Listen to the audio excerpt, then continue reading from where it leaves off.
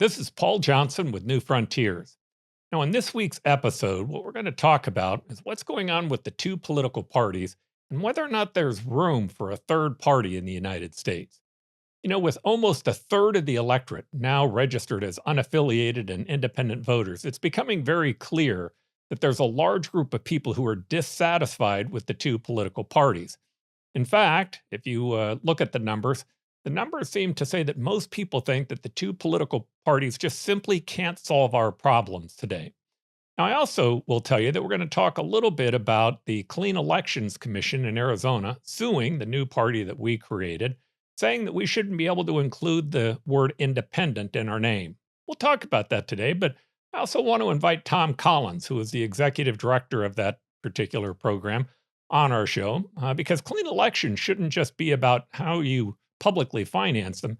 It ought to be about having an open discourse about the disagreements that exist with us. If you're willing to do it, we'd love to have you. In any event, I'm just an ordinary, optimistic American who still believes that the United States is a great cause for good, and that effectively, if we can democratize these elections, meaning include more people in them, we have all the ability and all the tools at our disposal to be able to solve the big problems that we have in this country. If you like what it is that we're doing, push that subscribe button and let's get this show going. Destiny. Destiny. You and I have a rendezvous with destiny. Destiny. Destiny. You and I have a rendezvous with destiny. We choose to go to the moon in this decade and do the other thing, not because they are easy, but because they are hard. All right, we're back with our panel today, and we are going to talk about a whole series of issues. But what I really want to focus on today is kind of this whole concept of what's going on, not only in Arizona with our third party, but about that issue around the country and how reforms are beginning to take place. But before we do, let's go back to we just ended Thanksgiving. Henry, how do the New Zealanders deal with Thanksgiving? Do you have a great Thanksgiving dinner here? They don't have Thanksgiving at all, Paul. So we don't get to gorge ourselves on turkey twice a year, only once a year at Christmas, unlike you American gluttons. I mean, how much is the American obesity rate driven just by Thanksgiving? Oh, no, you can take a pill for that now. How you guys are too fat. Maybe it's just Thanksgiving. Maybe if you just cut out the Thanksgiving, problem solved. I've never seen a study proposing that. You can eat the dressing, you can eat all the gravy, everything else. Take one pill when you're done. This new pill just takes care of everything. It's I don't want to know about that. I don't want to know about that. I don't want to know how that works, Paul. That sounds a little messy. Okay, so I mean, I don't know if you know this, but like this is when the Pilgrims came to the United States and were thanking the Native Americans and because they helped them survive. None of that registers with you guys in New Zealand? It's in the movies. Don't worry. We learned about it in the movies. I've heard about it. Don't worry. Yeah. All right. Bob, how about you today? We had a great Thanksgiving. Spent it at my son and daughter-in-law's house. So we had a little bit less obligation on the parents to do stuff, kind of a passing of the baton. And it went very well and very enjoyable. Bob, I have to ask, Bob, are you a cook? Do you have like a specialty that you prepare for Thanksgiving dinner? I like to say I cook with plastic. If anyone wants to go out to dinner, my plastic will cook the meal for them. Yeah. Other than that, I do not cook. I see. One of those, huh? One of those. All right. Absolutely. Okay. That's good to know as well. So the weekend before, we usually take about 20 kids to Disneyland. And what'll happen is we'll take, 5 or 10 kids that are Johnsons, and then they're allowed to bring one person who's never been and probably would never be able to go with us. So we get a bunch of kids there. It rained the entire weekend, right? I mean, just the entire weekend. So you got moms with strollers and plastic over top and having to get them out to go onto the ride and trying to keep the stroller as long as you can so the kids aren't getting wet going in and out, doing that each and every single ride. When we got done, I was thinking, oh my gosh, this was a miserable experience. And I asked the kids, and they're all telling me, this is the best thing that ever happened. But their moms and their dads were all kind of wore out in the process. And then we did Thanksgiving the next weekend. my son did a great job of cooking. It's first time he did it. He has a new home, so he brought us all over, and that kind of made up for it. So it was kind of nice. All right, let's jump to the issue of what's going on with the Arizona Independent Party first. I'm definitely interested in some input from both of you, but I want to give you guys a little bit of lay of the ground in terms of Yeah, tell the story, Paul. This sounds interesting. how I got into trouble. I mean, I am an expert at making both sides mad at me. I don't know how I do it, but Are you getting sued again, Paul? Is that what's happening? it's an uncanny skill, right? My job as chairman is to allow people to hate me, but it'd be nice if one side liked me in the process. So in any event, this really started some time back when we promoted the open primary. And the whole idea to the open primary, I'd say there were two big issues that we're trying to resolve. There's more than this, but two big ones. The first one is that candidates who are running in these partisan primaries where districts are gerrymandered end up really speaking to a very small amount of people inside their districts. I can show you where it's somewhere around 10% of the public. And in a gerrymandered district, somewhere maybe 400 out of 435 congressional seats, in the legislature out of the 30 districts, probably somewhere near 22 are gerrymandered, to the point where those candidates never have to go speak to anyone else. They never have to listen to anyone else.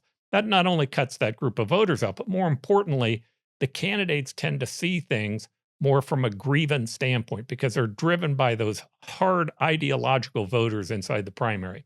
But the other big issue is the process. Inside the process today, if you decide that you want to run if you're an independent or unaffiliated voter, about a third of the voters today in Arizona. If you're a Republican, you need to get about 6,000 signatures. A Democrat needs to get about 6,000 signatures statewide. An independent or unaffiliated voter would have to get somewhere near about 45,000 signatures. Now, if you were going to run, as an example, as a clean elections candidate, the cost of that's probably close to $1.5 million to $2 million to be able to collect the signatures. You would have broken the number that they were willing to give you even before you got started. Now, if you run as a traditional candidate, it's hard to raise money when people know you're going to have to go spend all this before you get started, and then they're going to challenge you. So that group of voters, for the most part, can't become candidates. Now, when we took over the party, part of our goal was to give that group of people access to the ballot, to give them access by being able to register under our party and to run effectively as an independent, which is how we got to changing the name. Although I will be a little more honest because everybody on this show already knows it's because of Bob Robb. Robb said, you got to name your party the Arizona Independent Party. Thanks, Bob. Bob, I hope you've got a good lawyer because you're getting dragged into this, man. Or you better cover his legal fees, all right? It's only fair. It's only fair. Oh, boy. What are friends for? In any event, so we name it the Arizona Independent Party.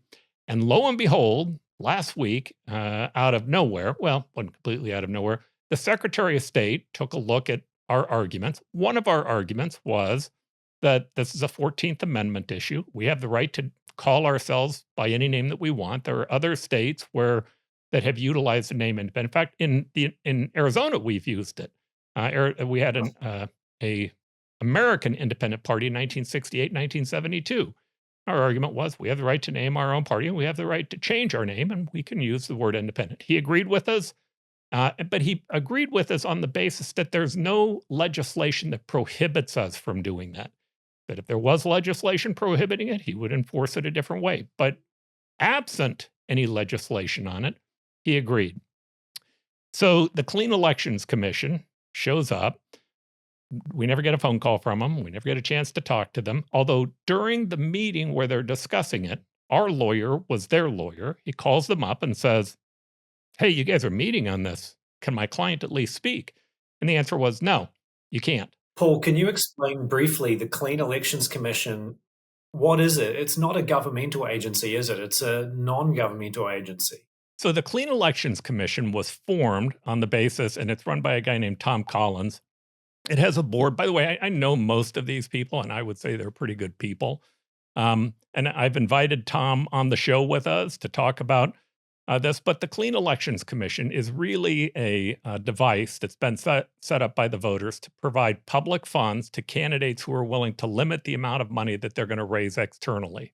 Right. There's nothing in their enabling legislation that said that it was their job to name parties or their job to make certain that the Secretary of State was doing his job correctly.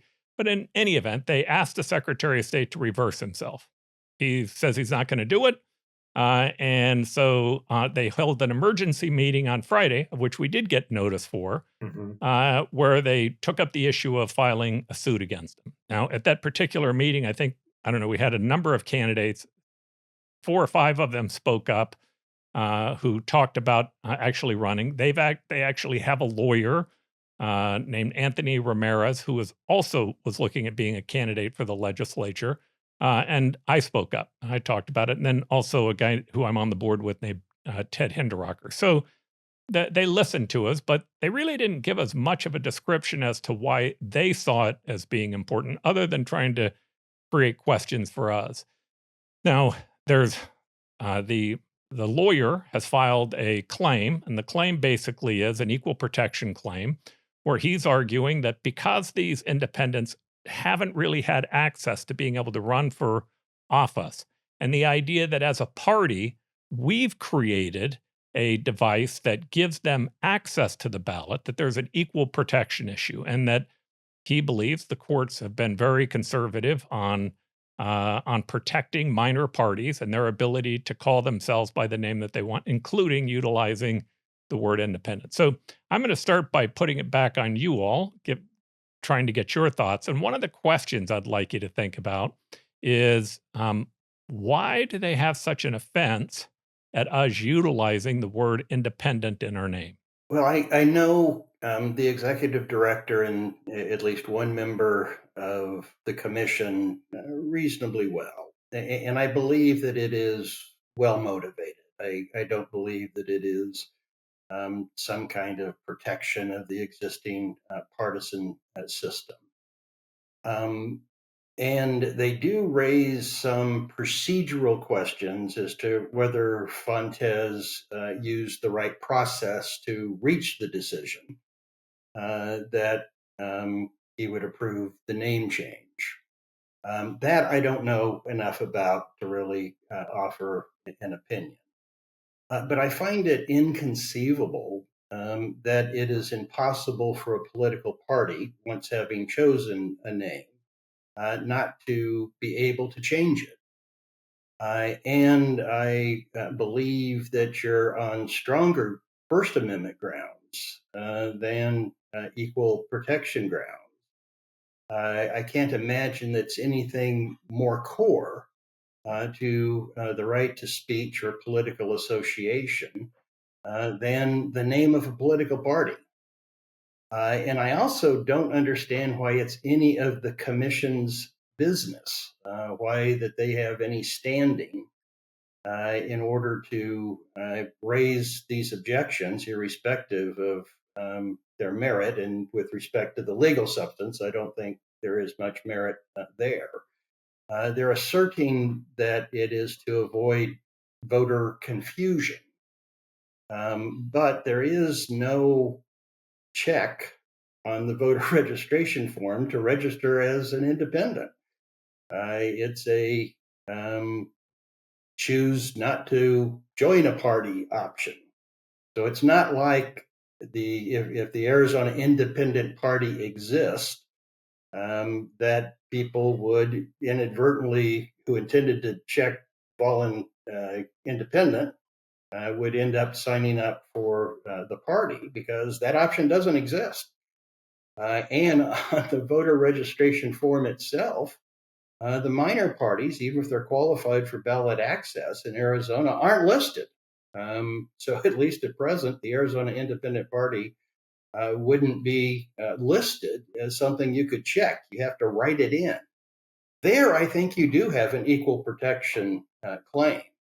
But as a general proposition, I think your party has a First Amendment right to call itself what it wants. And there are 9 other states that have ballot qualified state parties that have the name independent in them. And there's two more that have the name independents. I mean, just like Democrat and Republican are sort of traditional American values that political parties have chosen to associate themselves with, the same is true with the word independent. Bob, who would you, when you look at the objection politically, who would you think benefits from our ability to use the word independent in the name, and who do you think is harmed by it? And what do you think? I mean, why do you think that that word ends up being so objectionable to them? Do you buy into the idea that it's voter confusion? I do. I believe that these are sincere people. So I don't believe that it's motivated by a desire to help one party or the other. I think it's generally motivated by what I think is a misguided view, both legally and substantively, about the consequences of allowing the party change to take place. I think your party, at least in the short run, is more detrimental. It's detrimental to both parties, but I think it's more detrimental to the Democrats than to the Republicans, who are taking advantage of the magnification of the Republican Party to win elections that otherwise they would not be competitive in.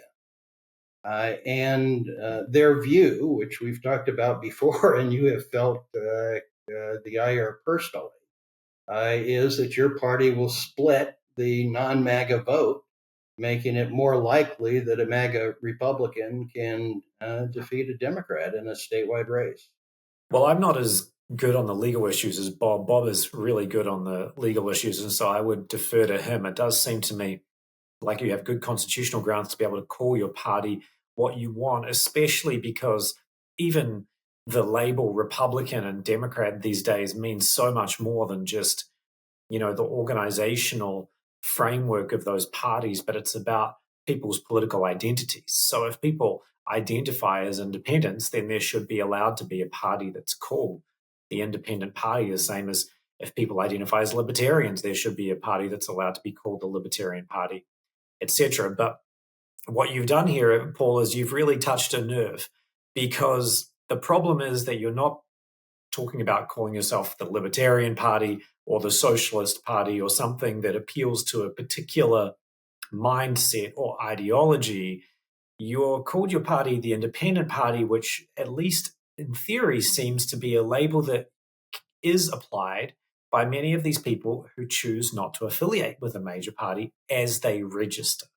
And I think this is what has probably gotten a lot of the major party representatives really worried, is that in Arizona, there are actually more people that have chosen not to register with a major party than have registered with either of the major parties. Isn't that right, Bob? I think there's slightly more unregistered than Republicans or Democrats, or they're about evenly split. Right now, the Republicans have a narrow edge, but over unaffiliated. Yeah, but the unaffiliated are neck to neck, and many consultants project that by the time the 2026 election, non-affiliated voters will again exceed, as they did a few elections past, the number of registrants that the Republican Party has.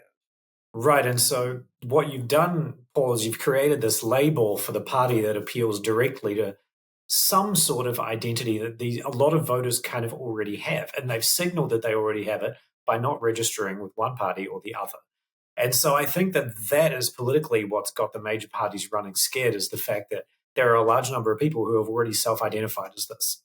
And probably the legal issue is going to have something to do with the fact that they have not affiliated with a major party, therefore are seen in some extent as independent. Although, as Bob points out, they have not checked a box that says that they're independent. They just are not affiliated. And so I don't think there's strong legal grounds to say that you can't match the affiliation to the identity. But that's why people are worried, is because they think that there's this large number of voters who already feel like they're independent, and you're just creating a container for those votes. That's why they're feeling threatened. Yeah, and Bob might be right, because again, as I said, I know most of the people on the commission. I know Tom Collins, and my experience, at least with the ones that I know, have been that they've been well-intentioned. Now, it also might be possible that I'm getting hammered every single day. I cannot tell you the amount of calls that I'm getting from people regarding the governor's race and involving congressional races and legislative races. Somebody got mad at me about the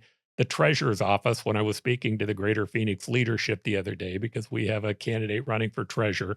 In fact, I'm standing in a line the other day with my wife, and somebody comes up and they just like charged right at me and said, "I can't believe that you're doing this Arizona Independent Party. You're doing it just to help the Democrats." And you think about giving him the 1,000 arguments, but I'm standing in line waiting to order my food. My wife is there, my little girl's there, and I said, "Oh, you must be a Republican." He said, "You're damn right, I'm a Republican." I go, "That's awesome. Have you been involved in the party?" And he says, I was a precinct committee worker. And I tell him how much I appreciate that and how important it is that people take part. And somehow or another, I got him to the point that he wasn't mad anymore. He was instead talking about himself and all the things that he had done to help the Republican Party.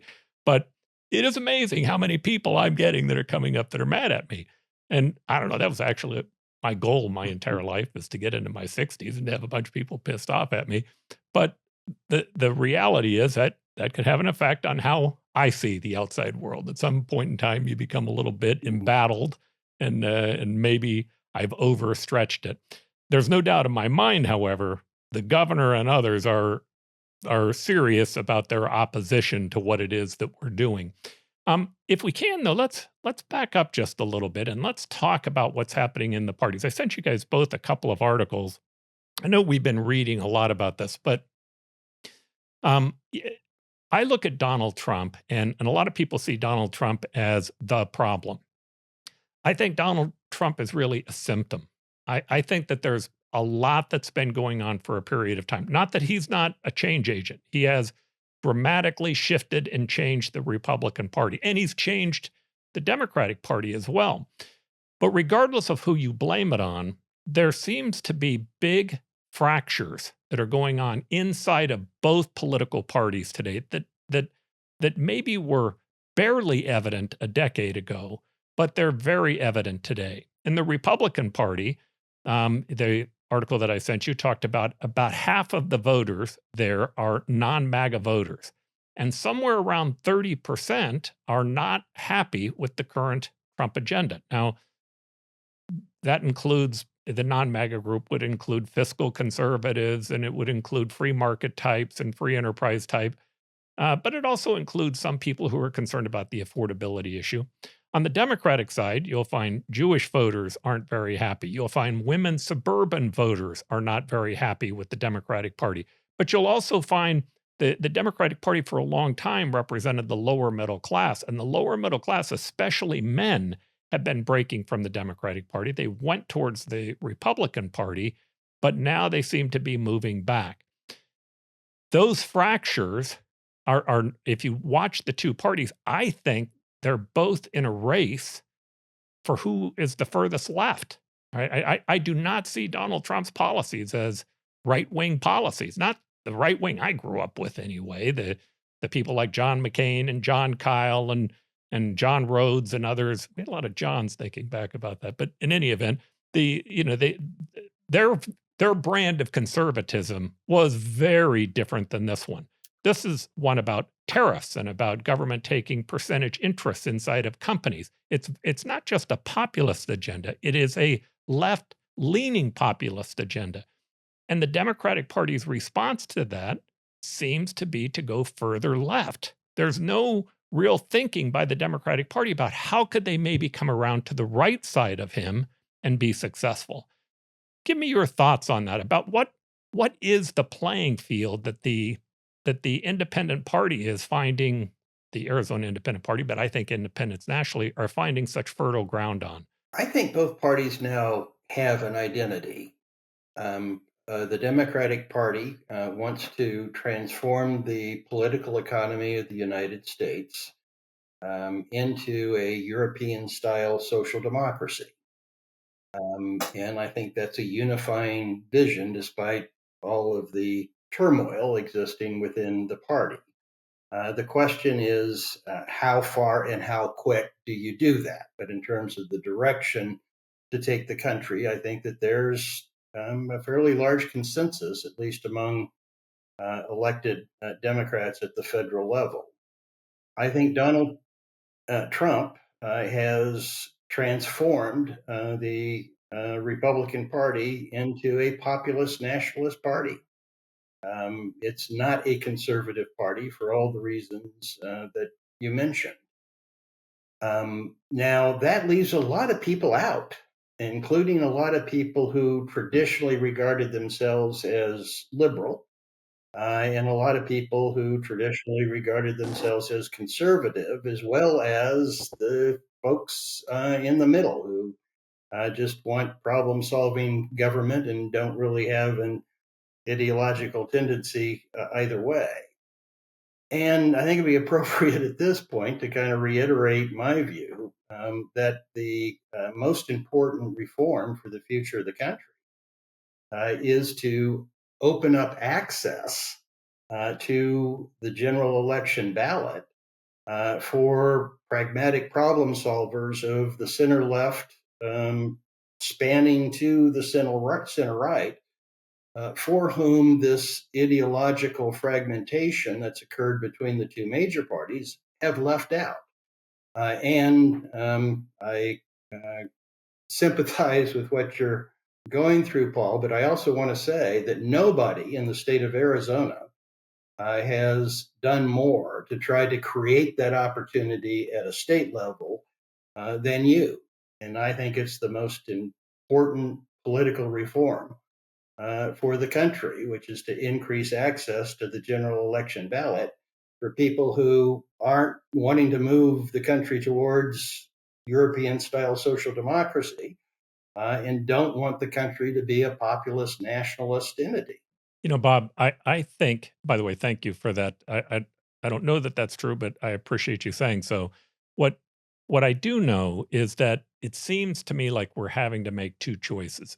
There there's a whole line of thinking that is out there today. I don't know that either side really wants to take ownership of it, but it's definitely there where the belief is um, through democratic means we can't solve these problems anymore. The divisions are too big. And so we need a strong man in this process to be able to fix the problem. And I've heard that to varying degrees from both sides.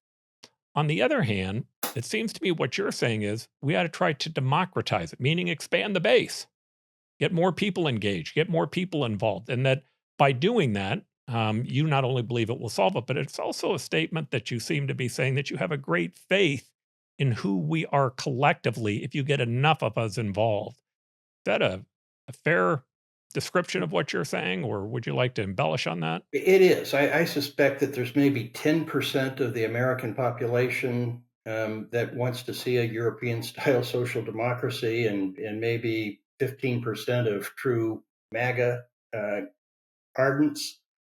I think the perception that democracy doesn't work is as a result of the duopoly that exists on access to the general election ballot and the ideological divide that's occurred between the two parties. I mean, the people who make democracy work are pragmatic problem solvers and span the spectrum from the center left to the center right. And even, I mean, Ronald Reagan was as conservative as you could hope to have in a political figure, if you're conservative as I am. He was a pragmatic problem solver. Things got done. Things aren't getting done. I agree with Bob that we're not seeing a lot of pragmatic problem solving at the moment. And a part of that is, of course, the function of the polarization of the two major parties and people not being able to coalesce around some sort of agenda for reform. I think that the country is just deeply divided on those sorts of issues. There's this big lump of voters in the middle who might feel disenfranchised. But what I find interesting is that all those voters could be grabbed by either party, right? And the party that decides that, the Paul Johnsons of the world are stealing a march on them and they're not going to let those voters be left behind and they're going to ignore their primary voters, at least in the general, and go for the middle, that party is going to be, I think, richly rewarded in the US. And so I think that maybe it just takes some sort of a moment for the dam to break in a way, and that one of the parties jumps for these voters in the middle with a sort of more pragmatic message, and they benefit from it. Because I don't think those voters are really going anywhere. The way that I see the current political moment, not just in the US, but in other countries as well, is that you have these surging populist movements, mostly from the right, but sometimes from the left, like Mamdani. But not only are they not practical sort of people and problem solvers, as you put it, Bob, it's definitely true. I mean, I don't think that Nigel Farage, if he was Prime Minister of Britain, would solve the country's problems. I don't think that if Marine Le Pen was the president of France, that she'd do a very good job solving the country's pension crisis and all these things, right? I don't think that's what these sorts of people are getting elected to do. But on the other hand, on the upside, Bob, because they're not pragmatic people, they're not building any institutions. They're not building anything durable. These are not FDR style people. They don't think in structural terms about how to cement their agenda in place. And so I think that although there's a lot of disalignment, as Paul put it, that a lot of voters don't feel strong affiliation with one or the other, there's still a lot of scope for those parties to jump back into the political middle, as it's always been, and take those voters. There's not a lot standing in the way of pragmatic problem solving in the form of new institutions, new welfare programs, new hospitals, new sort of public insurance programs or healthcare programs. None of that is being done by these movements. And so because they're not institutionalizing things and building on their promises to people, I still think there's a lot of scope for these parties and for voters to move really quickly back to the center in a more pragmatic direction. All right. So, Henry, one of the things that we've done, and I want your input on two different questions I'm about to ask. The first one is, as an independent party, we've made the decision, the conscious decision, that we want it to be less ideological, meaning we don't really want to tell candidates what their position should be. We have some basic set of 14 beliefs, but like the biggest one in there is I ought to be able to love the people who I disagree with politically. I mean, you wouldn't think that'd be a controversial idea, but today in politics, that's actually a controversial idea. People, are terrified about what's going to happen at Thanksgiving dinner because they're afraid of somebody speaking up and having an opinion that's different than their own. But the reality is we want the party to create the greatest amount of flexibility, the biggest tent possible for people to think creatively about the problems. My first question to you will be, do you think that that's the accurate approach for the party? But then I want to go to the candidate side. I want to try to address both of them because I think that we can. My advice to candidates is that there's a way to create a bridge between these two groups, that there's a bridge that exists between civil rights, equal rights, and human rights, as well as free markets and free enterprise and free trade, as well as free elections.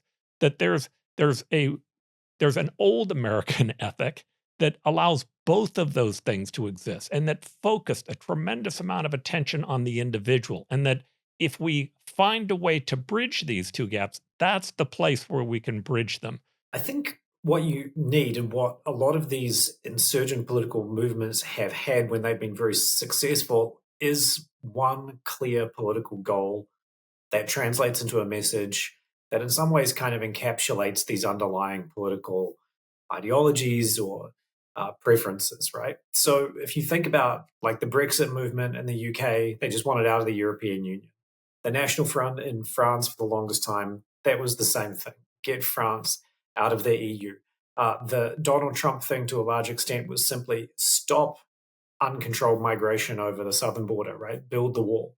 I think that if you really want to catch on with voters, you need to have a clear political objective that really resonates with them. Now, obviously, if we knew what that was, we'd be like billionaire political consultants or something. But I think that having a clear policy message, and this gets to Bob's point about pragmatic problem solving, lay out a package of policies that would solve the major problems of the state, right? Around things like immigration, water, energy, education. If you had a coherent package of one signature policy on each of those areas, it probably would appeal to a lot of people who think that the major parties aren't solving the problems of the state. Put that to the test. And I think that would be the best way to start and to encapsulate those ideals that you want to embody with your candidates, but behind a clear set of what you would actually do if you won the elections. Bob, on that, on the clear problematic um, problem solving, would you see that as being something that the party should put out the positions, or should the candidates put out those positions? Well, both you and I agree that rather than a third party, the preferred approach to open up avenues to the general election ballot would be an open primary. For me, it needs to be a top two primary system. I don't Hmm. like the um, ranked choice, um, uh, but this is an alternative. But if it's an alternative for independent minded candidates, you can't really have a party platform. That's kind of a contradiction in terms. If they're aligned with a party Hmm. platform, well, then they're not independent. They're just a new entrant, more like the Libertarian Party and the Green Party. So I think, in terms of what the objective is, which is to provide a vehicle for pragmatic problem solvers, hopefully, to reach the general election ballot, it has to be candidate driven as to what they stand for. And the candidates of the party may not agree. But so to me, the party message is more tonal. It's more that we want to provide a vehicle for problem solvers of all ideological persuasion who want to get things done rather than engage in performance politics and just score political points or get a whole bunch of followers on social media.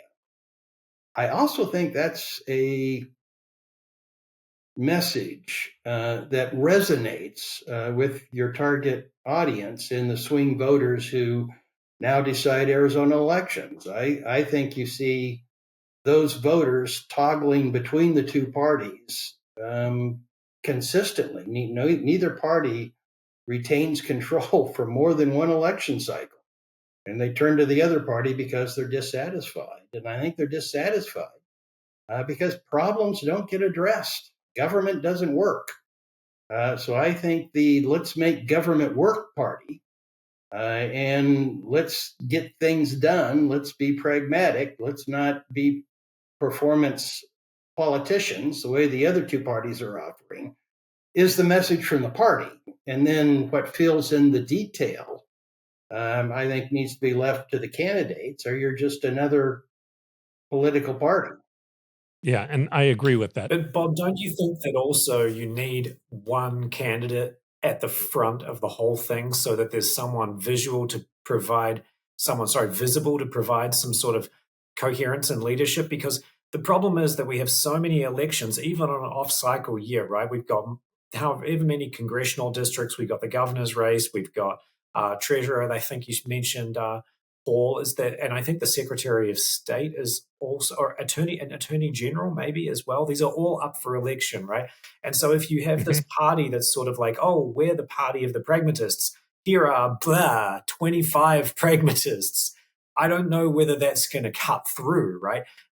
You can have the 25 pragmatists, but you need like the guy in the front who everyone knows carrying the flag of the pragmatists that, is got the broadest shoulders. I think there's a trade-off there between the inclusive message and just a general lack of coherent, identifiable leadership and vision. I think there's no doubt that the coattails of the person at the front is going to matter, and I agree with both of you. Fundamentally, I start with the belief that the party needs to be a big tent, and the unifying message of the big tent is we want to let more people into the process. We want to democratize our elections. Candidates are different. Candidates have to actually come up with pragmatic solutions for the offices that they're running for. And encouraging them to actually do that is important. Also, helping them with education and understanding different points that they might think of. And that's part of why I got to this question. So, Bob, I'm gonna ask you a little different question, especially at the federal level for candidates who are running for Congress. So, I'm interested by this whole question of executive authority, the idea that we're trying to increase the power, or there's a legal thought out there, a legal theory that we should increase the power of the executive, of the president himself. Now, for many people who don't, who are worried about what's happening at the federal government at the presidential level, they're worried about corruption. They're worried about going after your political enemies through unjust prosecution. They're concerned about what's happening with ICE. They're concerned about what's taking place with a variety of things. I know we've talked about this on the show before, but it seems to me this is an actual moment that maybe a candidate who was running as an independent could actually talk about smaller government and utilize that to appeal to both sides, to appeal to both the left and the right, because there's a left group today who is very unhappy with what's happening at the federal government. And yet we've had a long-standing base of Republicans who've been telling us the best way to preserve democracy is to make certain that you don't have a strong federal government. Help me on that. Give me maybe some thoughts about what people who are running for Congress might be able to utilize that would help them unify, but also take up a territory or ground that isn't being utilized by either political party today. I very much wish that there was a incipient political movement towards federalism and a smaller governmental role for the federal government, but I just don't see it. But I do believe that there are a perception, and the perception is not only a reflection of reality, it is the reality, that Congress doesn't work. And Congress has become a doormat for the executive, whether the executive is occupied by a Republican or a Democrat. And Donald Trump is just making that sort of unarguable. So I think a independent party candidate or an independent candidate who made two arguments that he or she wants to make Congress function. Actually, again, as we've talked about, do something, govern, and pointed out that you don't have to have many of those kind of people, independents, get elected nationally to keep either party from forming a majority. You can actually take over Congress, perhaps with as few as 5, and certainly if you could get 10 independent candidates elected nationwide, you probably could keep either party from having a majority control. And there's actually a national organization that's raising money to try to bring about that result, to say we don't have to change things all across the country. If we can pick up a handful of representatives who are truly independent and aren't going to align with either political party, guess what? We're in charge. So there's some money being raised to make that case, and there's an independent party candidate for the right offices, I think could appeal to those folks, saying, hey, I'm someone you ought to bet on. So Bob, on the point that you're making, um, it seems to me that as independents begin to kind of think through how do you get something done, that the challenge that they're going to face is going to be um, in approaching whatever it is that they're going to do. They need to have some type of guiding light for them. Do you just see that guiding light as being trying to come up with practical solutions, or do you think that there actually are any bigger ideals that maybe they could focus on that would be either more unifying or give them the ability to advance their purpose?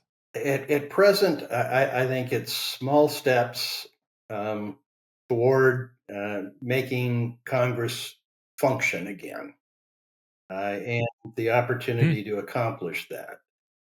mean, the things that I believe in terms of what's best for the country in terms of policy, there's not anyone advocating those things. There's a huge vacuum. So I certainly hope longer term that there's the opportunity for people who support a federalist system, a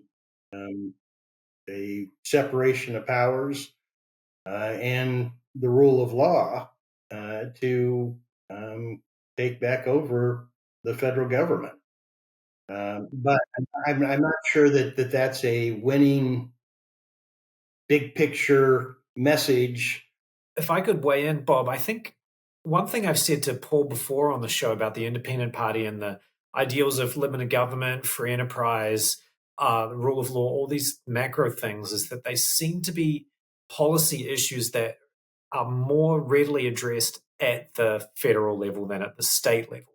And yet the party is incorporated at the state level, and in a way its roots are very local with Paul and the people that you're gathering around yourself, Paul. And so there's a kind of a contradiction there between the roots of the party and the main support and the agenda. What could be quite interesting and effective would be to have a congressional candidate in the most likely congressional district who was the standard bearer for the party, even if the party maybe got more success for some of the local offices than for the congressional seat. I mean, a congressional seat is a big lift, a very heavy lift, especially as you mentioned. Most of the congressional seats are pretty safe, one party or the other. I think I'd be interested to hear you guys weigh in on which would be the most likely seat. But to have someone running for Congress, even though it might be a very, very difficult task to win that congressional seat, could be a very interesting aspect for the party because it would bring a visibility that really encapsulates the values that the party stands for, even if, as you say, the down ballot candidates have to have more of a pragmatic, specific policy approach to each of the offices that they're running for. So on both those points, on the two districts that I've been looking at for different reasons are District 1 and District 5. District 1 is a more competitive district. It's the district that David Schweikert has left.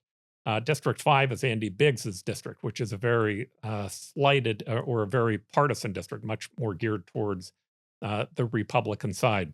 Now, here's why I find both of them to be interesting.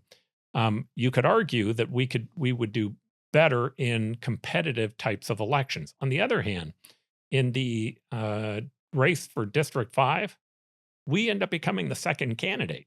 I mean, there's not going to be a real Democratic candidate that's going to have any chance of survival inside that district. And so District 5, to me, is a great opportunity for an independent party. Now, whether or not we should be in a competitive district, I could understand the argument of that. But I really do believe Bob tends to think about this whole issue of smaller government, and he focuses on that's a conservative ideal. And I think it is a conservative ideal if we go back to the era of Ronald Reagan. What Donald Trump tells us is that's not a conservative ideal. He defines what he believes is conservative. And if you don't like it, you're a rhino, right? You're something lesser than.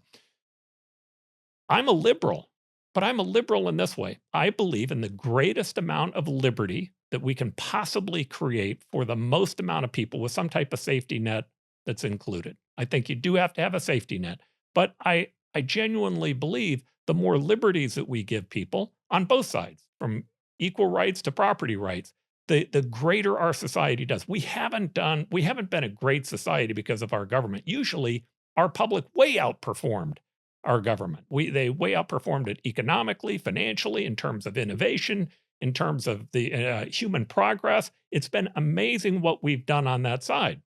But it's appealing to me, the concept of federalism and a smaller federal government, because I look at it and say, I'm not really sure what it is that I'm getting that the private sector can't do better. Now, that doesn't mean that I think that there's no role for the federal government. That's not what I'm saying at all. But I like this idea that says, what if we start taking all these existential threats to our country and pushing them back down to the states and letting the states be able to deal with them? Because what again, I disagreed totally. I'm pro-choice. I disagreed totally with the entire agenda of President Trump saying, "Hey, we're going to take this issue back to the states." I have to admit to something. I think it's been a pretty good thing. For the most part, when it went back to the states resolved it through initiative.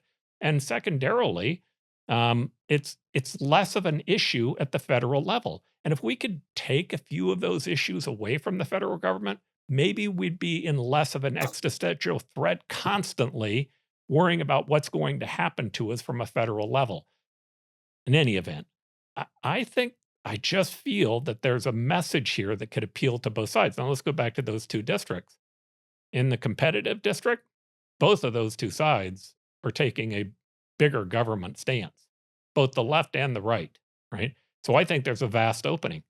In District 5, there's an even bigger opening, right? Because now you have Democrats who aren't really going to have any candidate of substance or that matters. And you have Republicans that have at least 30% of their base that aren't happy, as per the article I gave you, and it may be as high as 50%, with the direction that the existing Republican Party is heading. They're not going to vote for a Democrat, but a conservative or somebody that we used to call a conservative Republican, I think may have a chance in that. I believe that Arizona's two swing districts are ripe opportunities for an independent candidate.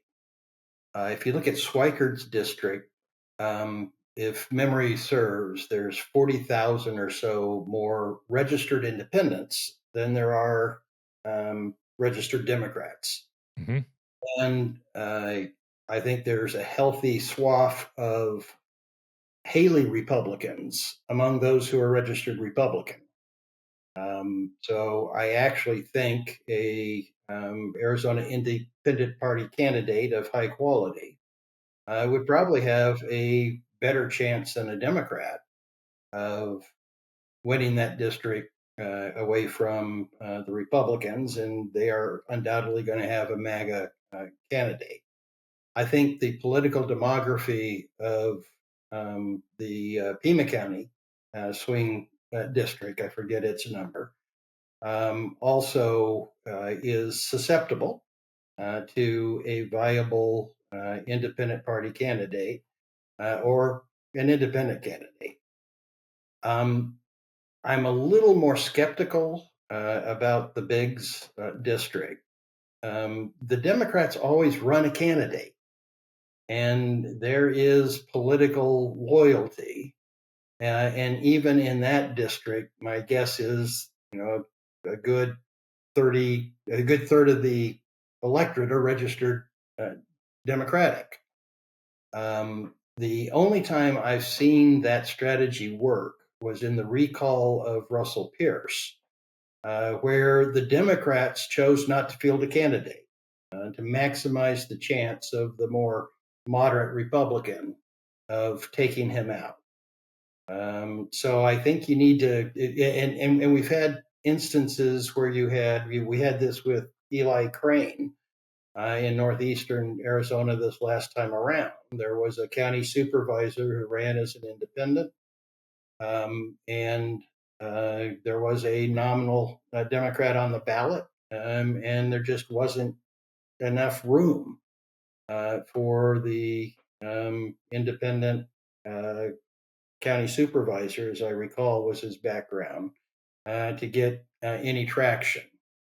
So I think you would need to see what's happening on the Democratic side to see whether you would have if you had a one-on-one shot against whatever MAGA Republican wins the nomination to replace Biggs. I think you would have a good chance of victory. If there's a nominal, even ineffective, even inactive Democratic name on the ballot, I think that's tough. Yeah, I think all of these electoral math are really difficult, and you really want to look at some numbers. One thing that jumps out at me about the East Valley district, Andy Biggs's district, is there's a really strong Mormon community in that part of the valley that I believe is not always been historically super strong support for Trump and for MAGA Mhm. candidates. And if you could pitch a appeal that was more matching some of their policy preferences with less of the MAGA inflection, shall we say, plus make a very convincing pitch to the Democrats in the district that it's not a wasted vote if you vote for the independent candidate, then maybe that specificity might be able to get you a long way. When it comes to these more evenly divided districts, it's really hard because what you're hoping for essentially is turning a 50-50 split into a 30-30-30 split, right? That's what you're hoping is you can take somewhat similar numbers from both sides. And my opinion is that that's going to be quite difficult because when you have a close divide, the partisan differences are going to be that much more difficult to break through, right? If you are telling a partisan Democrat or Republican to vote for someone else, they immediately see the zero-sum game and they look, oh, but the partisan on the other side isn't going to drop out and vote for the independent, so I can't either. Whereas the logic that you laid out in the more heavily biased district in the East Valley actually makes a little more sense to me, that you might find more Democrats who are willing to say, hey, this isn't a zero-sum thing. My candidate isn't going to win anyway. I can take a chance on this independent person without worrying that that's literally going to bump the edge up for the other side. So I think it's a really complicated, interesting question. And I'm sure there's some smart political consultants who'd be willing to run some numbers for you there, Paul. Oh, it's one of the fun things have been finding all the consultants who are willing to run numbers for me, so long as I don't disclose their name. So that's actually really interesting. Yeah, I can keep my mouth shut. It's everybody I tell that can't keep their mouth shut. So in any event. So they make their money because they make their money off the major party campaigns. They don't want to be ruled out by those in the future. So they are very keen to. Or they have lobbying wings. I can only tell you this as an absolute. This whole retribution thing that we like to pin on Trump, the going after political enemies, that's not limited to Republicans. Of course not. I can just tell you that to be a fact. I've watched The Wire, Paul. I've watched The Wire. It's all about Baltimore and Democratic big city politics. So this is not a one-sided thing. All right. So, Bob, you wrote an article, and I want to talk a little bit about this before we go off. As you know, I'm trying to get candidates at the congressional level and at the row officer level, and somebody to run for governor. I will disclose only that there are multiple people who are looking at some version of self-funding that are thinking about running for governor, and some of them are very attractive candidates.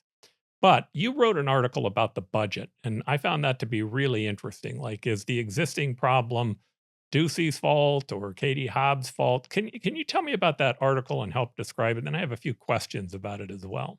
Well, there was a political spat between Ducey and Katie Hobbs about the sorry state of the state budget. They're basically in a position where, based upon current revenue estimates, you can't even sustain existing programs next fiscal year, which begins next July. And Hobbs made the observation that it was, in her view, a result of the universal voucher program, which has expanded the cost of that particular part of state government, and the reduction in the income tax rate, the top income tax rate, from 4.5% to 2.5%. Ducey retorted that the existing tax rates had produced plenty of money to sustain existing programs. And if there was a shortage, it was due to Hobbs's mismanagement. And the column said they're both partially right and partially wrong. It is true that even after you take into consideration the increase in the voucher program and the reduction in the state income tax rate, there were ample resources that were generated by the existing tax structure to sustain existing programs and comfortably into the future, and even do some other things. And the reason we are in this position was indeed due to mismanagement, but wasn't principally mismanagement by Katie Hobbs. It was the decision by Republican leaders in the legislature every time the state accumulated a large surplus to spend it all the very next year and not on sustaining existing programs, but on earmarks. One year, they had a surplus of $2.5 billion and spent all of it in the very next year, and the overwhelming portion of it on these earmarks. Now, some of the earmarks were for local transportation projects. It wasn't that it was entirely wasted money, although there were some of those kind of things, like subsidizing the Prescott rodeo. But it was that you weren't husbanding the resources in order to sustain programs, existing programs over time. You were spending it all on this one-time stuff, and then you wake up and the cupboard is bare and you can't support existing programs. My two questions. One is you had made a comment about the funding for the ESAs has stabilized. Help me understand that. And the second question that I would ask you is the governor played no role in that. And my logic to that question is couldn't the governor have played a role in calling for a bigger rainy day fund or vetoing the budget? Or was there some process that I'm not aware of that they were able to get around the governor on it? In terms of the ESA program stabilizing, at the time that eligibility was made universal, there were roughly 50,000 Arizona students already enrolled in private schools. And a large segment of them converted to, accepted the voucher program. So those were dead weight losses to the state budget. Today, most of that's been absorbed. So today, the majority of students newly getting vouchers are students that are transferring from a district or a charter school, which are already receiving state support. And so it's a negligible gain or loss to the state budget when that transference occurred. So in the future, you shouldn't see the large growth in the program because even if there's a large exodus from public schools, it's only a negligible loss to the state budget because you have money that would have been spent on them anyway, and it's roughly equivalent, not entirely equivalent, but roughly equivalent. And yes, the governor is complicit in the mismanagement. She could have made she started out with budgets which were political documents rather than practical governing documents. And so she sort of knocked herself out of the budget discussion from the get-go. She didn't make the case to husband those resources to sustain programs on a going forward basis. She didn't fight to make that happen. But it wasn't her that was proposing that you get the votes for the budget by giving every legislator tens of millions of dollars to spend on whatever they wanted. That was a initiative from the legislative leadership. And at its most egregious, which was the 2024 fiscal year budget, the one that started with a $2.5 billion surplus and all got spent in the very next year. That wasn't cobbled together until mid-June, and the state fiscal year begins July 1st. And so she was presented a true Hobson's choice, I guess an appropriate. No pun intended. Yeah, of either accepting that approach or seeing a state government shutdown of indefinite duration. There just wasn't a political path to go in a different direction. And so what she did was to say, okay, spend some of that stuff on the stuff that I like the state housing fund, daycare subsidies. And so she got a little bit of it, and the legislators got to spend their earmark, and they moved on. But I mean, the Republican legislative leadership has set as a goal politically hobbling her to the maximum extent possible. And I fault her for not out of the gates coming up with a pragmatic budget rather than a political budget, and not articulating the need to husband this resources and at least during the process argue for a different direction to see if legislative sentiment could be changed. But at the end of the day, this was an approach that the Republican legislative leadership wanted and presented her with the option, accept it or see a state government shut. You know, I like this metaphor too, husbanding, because if you talk to my wife about how much money I'm putting into the Arizona Independent Party, she would tell you there's nothing frugal about a husband. She's the one trying to move us back. So it's wifing in this particular case. But in any event, You know, Bob is the absolute guru of Arizona state politics, and I'm so glad he's still publishing these pieces on his Substack. I really recommend everyone subscribe to them because they're absolutely essential reading of just, you know, really clear fact-based analysis that we don't get enough of anywhere on any level, let alone at the state level. So Bobby doing a real service, keeping up with this stuff and keeping us all up with it. but if he gives you a suggestion to name your company or your party, I advise you to get a second. Be wary. But, you know, from my reading of this, and, you know, this is something I hear repeatedly, is that the Republicans created essentially a PR problem for themselves because they passed this ESA expansion of the vouchers that became expensive.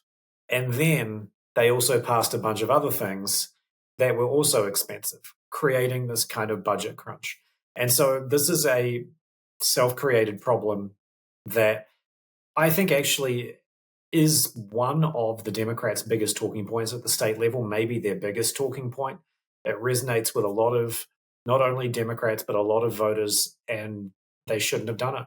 They should have been smart, and they should have seen that they were backing themselves into a corner as they did it. That the ESA program is one thing, but the ESA program plus a budget crunch is a very different one. So it was a mistake. It was a mistake. All right, here's the bonus question.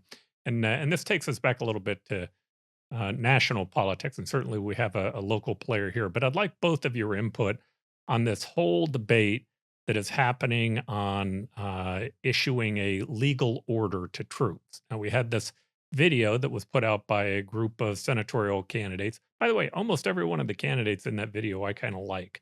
But one of them was Mark, the senator from Arizona. But in that particular video, they talked about the concept of that you have to be careful following an illegal order without really telling us what illegal orders Trump had passed in the past. And they started taking some grief for it. And of course, Trump came back and said we should execute them. You know, just if they had any problem beforehand, that kind of wiped that out because now we're talking about Trump thinking we should execute senators. And in the meantime, we end up having Hegseth. We find that he had issued an order to kill everyone on a boat. And now we're arguing about whether or not the second TAP issue, where they blew up a boat, and there were 2 survivors hanging on to the scraps of the boat. They ended up hitting a second time to kill both of them. And whether or not that was an illegal order somewhere down the chain. I'd like both of your thoughts on the entire thing. As you read that, as you listen to that, what's your view of it? Well, I didn't actually know about this story about the gruesome second strike on one of these drug boats in the Gulf of Mexico. So that's a dimension of it that I didn't know, and that really is pretty distasteful, to say the least. I see this basically as political theatre to a large extent. I think that in the case of Mark Kelly, he on paper looks like a viable presidential candidate, and so that's why he's getting some attention. I don't think that in reality he is a viable presidential candidate, and so this has probably been a good news cycle for him, that he got some national level exposure, and even better, he got some vitriol from Trump, which is probably an added bonus. But I don't really read very much into this kind of thing. As we've talked about before, the Democrats in DC are kind of grasping at straws to try and remain relevant, and this probably was one of the better stunts that they've been able to pull off. And so that's pretty much how I regard the whole thing. This actually will be my next Substack column. And I found the statement that Kelly and the others made, which was sort of a statement of all six of them, because they read it sequentially in fragments. So they all are sort of responsible for the whole thing. It wasn't an abstract discussion. It wasn't saying, if you get an illegal order, you ought not to obey it. It was saying, you are getting illegal orders now. And they use the word right now twice in the speech. They talk about getting that the administration is turning the military against American citizens, which can only be a reference to the National Guard deployments. And the legality of that is before the U.S. Supreme Court. It's been put on hold or questioned by a variety of district court judges. But I don't think one can say that it's clear-cut illegal. It said that the problem wasn't just abroad, which would refer to what's happening in Venezuela, but at home. So I think it was very ill-advised and even in some respects irresponsible, because while it's true that there's an obligation not to follow lawful orders, there is also a strong presumption that orders are lawful. And in the case of National Guardsmen who have been federalized, who are subject to court-martial, I think it was irresponsible to simply say it's black and white. You follow legal orders, you don't follow lawful orders, without referring to the huge presumption that exists that orders are lawful in order to maintain discipline. And then, of course, Trump overreacts. And perhaps provides the political benefit that Henry suggested. And it's just another case of the Trump revenge trail of saying that these people have engaged in sedition, and they have, and which is subject to execution. I mean, they got him to overreact, and I think probably got the upper hand politically. If the congressional group had stuck to making the argument, these things are illegal, that would have been perfectly appropriate. And I think with respect to what's happening in Venezuela, it's something about which there's bipartisan concern, rather than going to the extra step and saying you shouldn't be following unlawful orders in the context that clearly suggests that you are currently getting unlawful orders. And it would have been perfectly appropriate, when they did what they did, for the administration to say, this wasn't appropriate and it's irresponsible, and they deserve criticism. That would have been a correct reaction by the administration. Instead, Trump orders a court-martial to say that he wants Kelly reinstated and court-martialed with what kind of penalties. And most of the people who know more about the military criminal justice system than I do think that there's no case there. So you had an inappropriate action by these folks, a massive overreaction by Trump, and is typical of our politics these days. Nobody looks very good. Yeah, I think, Bob, I'm interested in your column. I think I tend to agree with where you're coming from on this. I started with watching the video, having heard people being critical of it, and thinking, I'm not really sure that this was necessary. I'm not certain why these senators did this. As I said, I kind of like at least two of them, including our own senator. But I wasn't certain why they thought it was necessary. I'm not an expert on the military, but my understanding is that it is the job of enlisted men to listen to their officers, but it is the job of officers to make certain that a order is lawful. And there's a process set up for them to be able to check on one if, in fact, they think that one might be over the line. But by saying this, it seemed to be an indication to all the troops that maybe they shouldn't be following orders. And in any event, it looked like it could easily be mistaken. So I tended in the beginning to definitely side against the senators who had cut the piece, thinking, I don't think this looks good for you. What I found to be interesting is how Trump has an ability to pull people's asses out of the fire. I mean, by making the comments that he made, it's really hard to focus on whether or not their comments were appropriate or inappropriate, because the other one's so outrageous. And you would think, well, is he being serious, or is this another one of his jokes? And then next thing you know, they're trying to pull our senator back into the military so they can do a court-martial proceeding on him. Who knows where they're planning to go with that?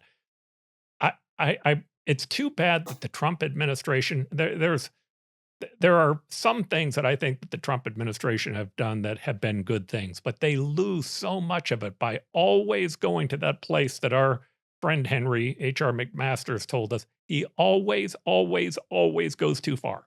He might have a good idea. We had to enforce the border, but then he always, always, always goes too far.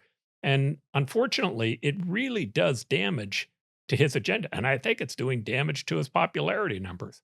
I think Donald Trump still wants to be at the top of the news cycle.